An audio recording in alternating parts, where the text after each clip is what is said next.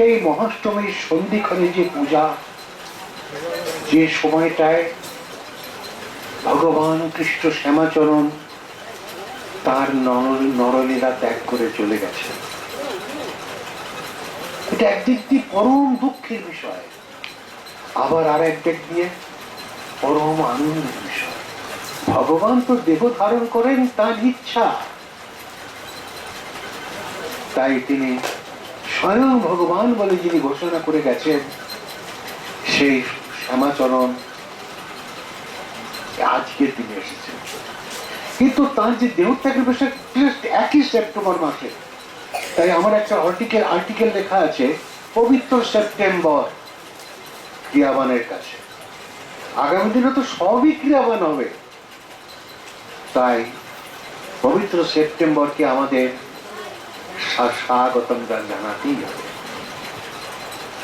এখান থেকে যাবো কয়েকটা দিন পরেই বোধহয় মহাষ্টমী আছে, আবার আমাকে কাশ্মীর যেতে হবে, কারণ এ এমনই একটা জায়গা যেখানে অসংখ্য মানুষের হাজার হাজার লক্ষ লক্ষ প্রাণায়াম করে এই মন্দিরটা দাঁড়িয়ে আছে।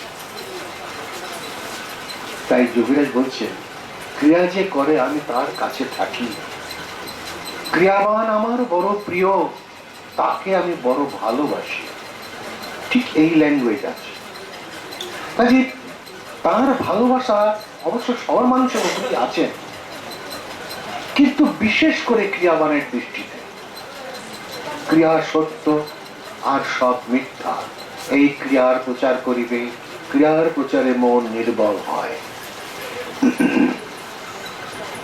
এখন আমি একটু বৈজ্ঞানিক বিশ্লেষণ করে দেখি এই সমস্যাটার অন্তর্নিহিত রহস্যটা কোথায়।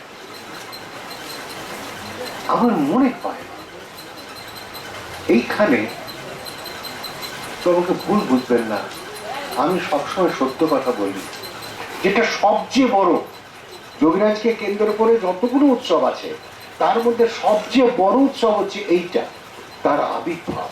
ভগবান এসেছেন, যেমন জন্মাষ্টমী একই তো ভগবান। সারা ভারতবর্ষে পালিত হয় আজকে জন্মাষ্টমী পূজা, ভগবান এসেছিলেন স্বয়ং। এখন প্রশ্নটা হলো, এই যে ক্রিয়া, এই বড় অদ্ভুত জিনিস। কেন যোগীরাজ বলছেন যে ক্রিয়া সত্য আর সব মিথ্যা? খুব বেশি অ্যানালিসিসের দরকার নেই, ছোট ছোট বলছি আমি। যে যোগীরাজ বলছেন ক্রিয়াই ধর্ম, তাহলে এই যে ধর্ম সংস্থাপনার্থায় সম্ভবামি যুগে যুগে, এই ধর্মটা লুপ্ত হয়ে যায় এক একটা যুগের শেষ অংশে এসে, তখনই আবার ভগবান এসে আবার এইটাকে চালু করে দেন। এটা সর্বযুগেই এটা আছে। তাই তিনি শ্যামাচরণ তার নিজের পরিচয় দিকে বলছেন, সত্য যুগে আমি আসি সত্য স্বীকৃত রূপে, ত্রেতাতে আমি মনীন্দ্র রূপে আসি, তারপরে আমি করুণাময় রূপে আসি, কলিযুগে আমি কবির রূপে আসি, যিনি কবি তিনি আমি শ্যামাচরণ। কোনো পার্থক্য নেই। তিনি কলিযুগে দুবার এলেন, কিন্তু অন্যান্য যুগে শেষ পাদে একবার এসছেন। কলিযুগ শেষ পাদের একটু আগে তিনি কবির রূপে এসছেন, আবার 300 বছর পরে আবার তিনি শ্যামাচরণ রূপে এলেন। এসে এই যে ধর্মরূপী যে ক্রিয়া, যোগীরাজ বলেছেন ক্রিয়াই ধর্ম, সেই ধর্ম সংস্থাপনার্থায় মানে পুনরায় স্থাপন নয়, যেটা ছিল আছে থাকবে, যুগ ও প্রভাবে মানুষ যখন ভুলে যায় সেটাকেই মনে করিয়ে দিতে আছি। ক্রিয়া ইটারনাল, চির শাশ্বত, সর্বযুগেই এটা আছে। তার অনেক প্রমাণ যোগীরাজ দিয়ে গেছেন, পুরাণ পুরুষ বৈশাখের মধ্যে সব দিকে আছে, আপনারা পড়ে দেখবেন, পেয়ে যাবেন। এত বলতে গেলে তো 2 ঘন্টা লাগবে। কাজে এই যে ভগবানের আবির্ভাব, বড় পবিত্র দিন, আমরা কোনো ব্যক্তিগত ব্যাপারে যাইনি, যিনি বলছেন স্বয়ং ভগবান। কি তার পরিচয়? আমি কৃষ্ণ, আমি মহাদেব, আমি চতুর্ভুজ নারায়ণ, আমি আদি পুরুষ ভগবান, স্বয়ং ভগবান। আমার রূপ থেকে জগতের প্রকাশ, সর্বব্যাপী আমি আছি, আমি ছাড়া কিছু নাই,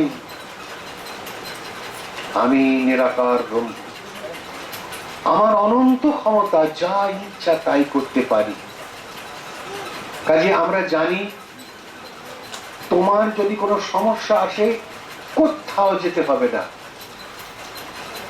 তুমি নিজের ঘরে বসে কোষে টান টানো, 2 ঘন্টা 4 ঘন্টা, কিচ্ছু বলো না প্রভুর কাছে, দেখবে তোমার সমাধান হয়ে গেছে। কেন হয় জানো? ক্রিয়া যে করে আমি তার কাছে থাকি, তাকে আমি বড় ভালোবাসি। তাই এই যে কোষে টান টানো, এইটাই তোমাকে প্রেম এনে দেবে। আর এইটা যতক্ষণ তুমি না পাচ্ছ ততক্ষণ মধ্যে তোমার প্রেম ভক্তি ভালোবাসা জন্মাবে না, এটা নিশ্চিত জেনে যেত। কেন না, যে ক্রিয়াবান এই শ্বাস, এই যে কোষে টান টানো, এটা করতে করতে কিছুটা স্থিরত্ব লাভ পেয়ে গেছে, সে প্রেম সাগরে ডুবে গেছে। আর তুমি প্রেমের ঘর কোথায় বল দেখি, লাইরি বাবা বলছেন, প্রেম কি অমনি মেলে, মেহনত কর কিছুদিন। মেহনত মানে কোষে টান টানো, ক্রিয়া করতে থাকো। ক্রিয়াতে বসবার সময় ভাবছো আমি 1 ঘন্টা পরে উঠবো, না, ওইটা ভেবো না। হর রোজ এক আসন যেতা সাকে বৈঠে, প্রতিদিন এক আসনে যতক্ষণ পারো বসে বসে তুমি ক্রিয়া করো, তোমার জীবনের সব জ্বালা চলে যাবে, কিচ্ছু থাকবে। ভবিষ্যতের কথা ভাবো, তার মধ্যে জোর দাও বর্তমানটার উপর, তাহলে তোমার ক্রিয়া হবে, তুমি ক্রিয়ার সাগরে ডুবে যেতে পারবে, তোমার পুনর্জন্ম নবিদ্যতে অবস্থা তুমি প্রাপ্ত হয়ে যাবে। এর চেয়ে ভালো মঙ্গল আর কি পেতে চাই? আমার যদি জন্মই না হয় তাহলে আমার সুখ নাই, দুঃখ নাই, হাসি নাই, কান্না নাই, সংসার নাই, বাবা নাই, মা নাই, স্ত্রী নাই, পুত্র নাই, কেউ নাই, আমি তখন একা। যদি বলি একা, না, সেই একাটাই তো ব্রহ্ম, সেই একাটাই তো আমি। চরম আনন্দের মধ্যে ডুবে গিয়ে আমি তখন কূটস্থরূপী হয়ে গেছি। তাই যোগীরাজ সুন্দর একটি কথা বলছেন, সবার ভেতরে কূটস্থ রূপে আমি আছি। কূটস্থকে দেখলেই আমাকে দেখা হয়, কূটস্থই আমার রূপ। এইভাবে সবার ভেতরে কূটস্থ রূপে আমি আছি, তাই সব দেহ আমার। ভাবা যায়, ভাবা যায় শ্যামাচরণকে, সর্বব্যাপী আমি আছি, আমি ছাড়া এ জগতে কিছু নাই, মানে একটা ধূলিকণাও নাই। ওই যে আমার শত্রু, তার ভেতরেও সেই। তাহলে এরকম মন নিয়ে যদি আমরা ক্রিয়া করি তাহলে কোনো দিকে মন যাবে না, টিভি দেখতে ইচ্ছা করবে না, টেলিফোনে বকবক করতে ভালো লাগবে না, বাবা এগুলো উৎপাত হয়ে গেছে। কাজে এগুলো আমরা করি, ক্রিয়াতে মন নাই, তাই করি। ওই বহির্মুখী মন, টিভি মুখী মন, ওই যে মোবাইল ফোন মুখী মন, সদা সর্বদা পকেটে পকেটে একটা উপাকটে একটা ঘুরে বেড়াচ্ছি আমরা, কিন্তু জানি না জীবনের সত্য সন্ধান। ক্রিয়াবান হয়েও যদি আমরা এইভাবে জীবন যাপন করি তাহলে কে আমাদের ভালো করবে? একটু ভাবো না, তোমার নিজের দিকটাকে একটু ভাবো না। পৃথিবীর দিককে তো অত ভেবে লাভটা কি আছে? এই পৃথিবী তুমি করনি, এই পৃথিবীর দুঃখ সুখ দুঃখ তুমি সরাতে পারবে না, সে ক্ষমতা তোমার নাই। কিন্তু ক্রিয়া করে তুমি তোমার নিজের জীবনের সুখ দুঃখ তুমি সরাতে পারো। আমার সুখও চাই না, দুঃখও চাই না, সুখে দুঃখে সমকৃত হয়ে তুমি একটা সুন্দর মানুষ হয়ে গেলে। আর পুনর্জন্ম ন বিদ্যতে, এর চেয়ে আনন্দ, এর চেয়ে ভালো তুমি কি চাও? এই জগতে কি চাও? কোটি কোটি টাকার মালিক, তাকেও মরতে হচ্ছে, একটা পয়সার সাথে নিয়ে যেতে পারছে না। তার হাতে যদি একটা আংটি থাকে সেটাও খুলে রেখে দেবে, বলে বাবার এটা অনেক দাম আছে, খুলে রাখ। সে কোটি কোটি টাকার মালিক, হ্যাঁ, তার নাম মৃত্যু হলে কাগজে উঠবে, তোমার আমার নাম হলে এবার কাগজ ওরা জানতেও পারবে না, বয়ে গেছে। কে জানলো আর মানলো, বয়ে গেছে।